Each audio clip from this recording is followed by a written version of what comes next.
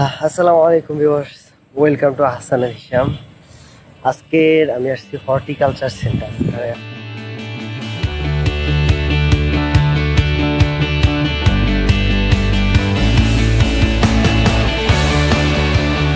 আমার আজকে রাজশাহীতে যাওয়ার কথা ছিল, কিন্তু আজকে যেহেতু শুক্রবার, যার কারণে রাজশাহীটা বন্ধ, যার কারণে আর যেতে পারতেছি না।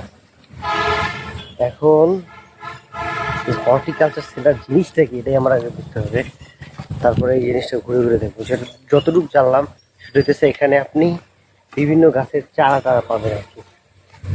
চলেন একটু দেখি ঘুরে ঘুরে কি আছে। এই হইতেছে কি জানি নাম এটার, হর্টিকালচার। ছোট বড় বলা যায় না, তো একটা ছোটখাটোই। দেখি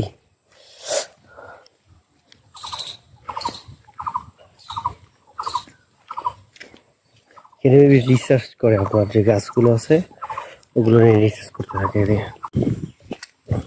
লাক্ষা লাক্ষা চাষ বেশি করে। রাক্ষা গবেষণা কেন্দ্র সবাই এখন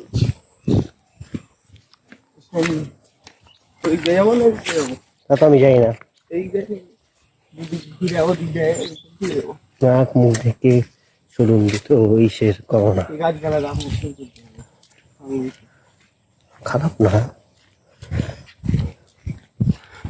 পোশাক গাছ কি গাছ জানেন আমি যাক ফ্রেন্ডরা অবশ্যই। এগুলো হইতেছে সব আম গাছ। ওই আম গাছ, ওই আম গাছ।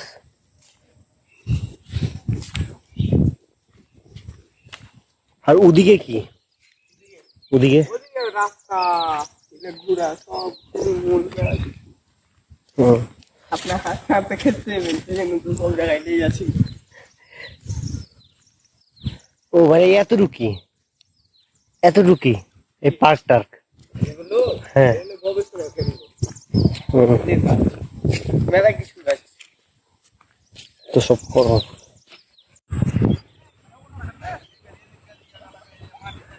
তো ভিউয়ার্স, ওই হর্টিকালচারের পর এখন আমরা আসছি মহানন্দা নদীর তীরে। আর মহানন্দা আমার মহানাই ছোট হয়ে গেছে, বাট এখানে যে জিনিসটা আমার কাছে ওয়াসাম লাগে সেটা হইতেছে এই যে চাষাবাদগুলো, এগুলো ধাপে ধাপে ধাপে ধাপে নামছে। আপনি এগুলো দেখছি অনেক বেশি ইন্দোনেশিয়ার যে ছবিগুলো আছে না, টুরিস্ট যে গাইডগুলো, ওখানে এগুলো অনেক বেশি দেখা গেছে যে এরকমের, যে তারা একটা বাসা পাহাড়ের ধাপে ধাপে ধাপে ধাপে চাষ করা, এরকম একটা পাহাড়ে পিছনে সূর্য দেখা যাচ্ছে। এই যে পরিবেশটা খারাপ না, নাই মোহাম্মদ শেখ আনাম তো।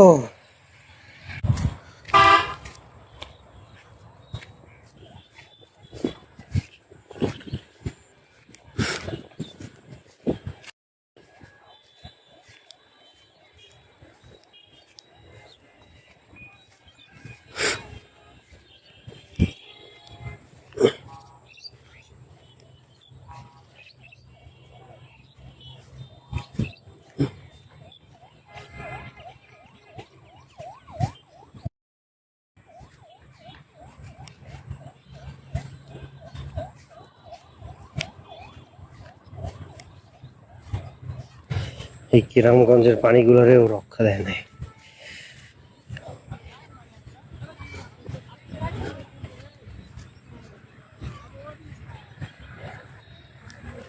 সূর্যটা কিন্তু অনেক বড়, কিন্তু আমার এইখানটা ছোট লাগতেছে।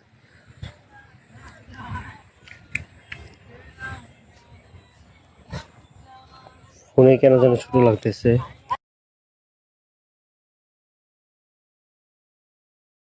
আসসালামু আলাইকুম ভিউয়ার্স, নতুন একটা দিনে স্বাগতম, নতুন একটা সকালে। এখন আমি আছি চাপাই নবাবগঞ্জ রেল স্টেশনে। গতকালকের চাপাই নবাবগঞ্জ মোটামুটি ঘোরা হলো, হর্টিকালচার, তারপরে আবার ওদিকে চাপাই নবাবগঞ্জ যে সোনা মসজিদ, গত 2 দিন ধরে ঘুরছি আর কি। এখন এখান থেকে যাবো রাজশাহী। আজকে রাজশাহী মোটামুটি হালকা পাতলা মোটামুটি করে ট্যুর দিয়ে যাব। রাজশাহীর পরে পাবনার দিকে অগ্রসর হবো।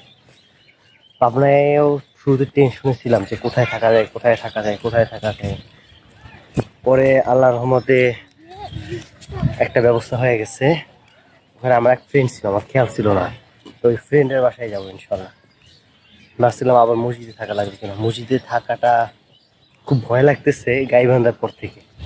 তার আগে স্বাভাবিকই লাগতেছিল, কারণ সব জায়গার মসজিদে যে জায়গা দিবে তারও গ্যারান্টি নেই। অনেক জায়গায় মসজিদে জায়গা নাও দিতে পারে। যদি না দেয় অনেক রাত্রেবেলা কি হবে, তো এটা গিয়েই দেখা যাবে যে মসজিদে থাকা লাগবে আমাদের, নাকি আমরা ওই ফ্রেন্ডের বাসায় যাওয়ার মতো সময় পাবো।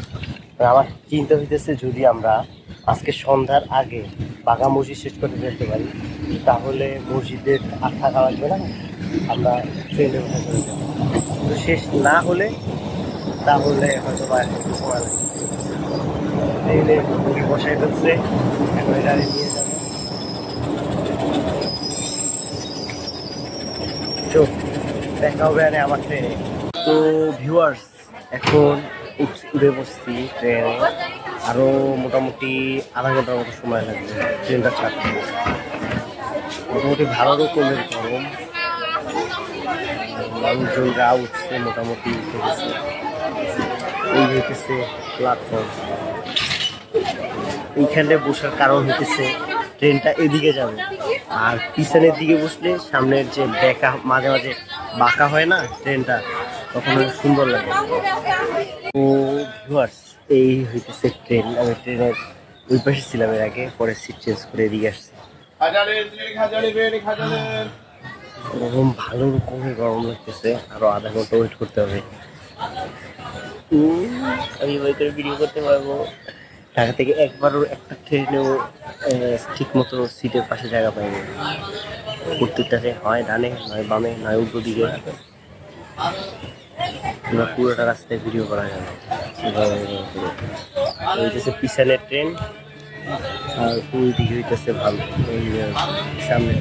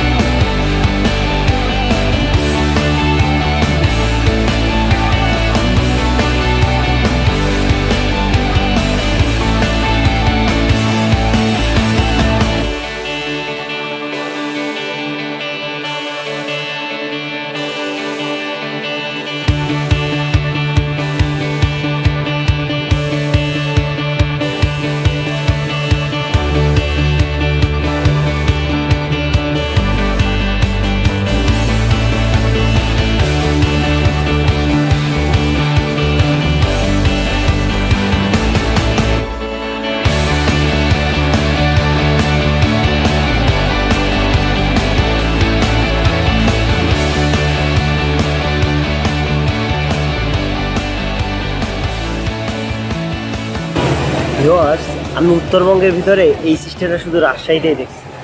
এখানের মাটিগুলো আমি উঁচু ডালো, মানে কোথাও মাটি একটু বেশি উঁচু, কোনো কোথাও মাটি একটু বেশি নিচু, যার কারণে এরকম আটকে আটকে দেয়।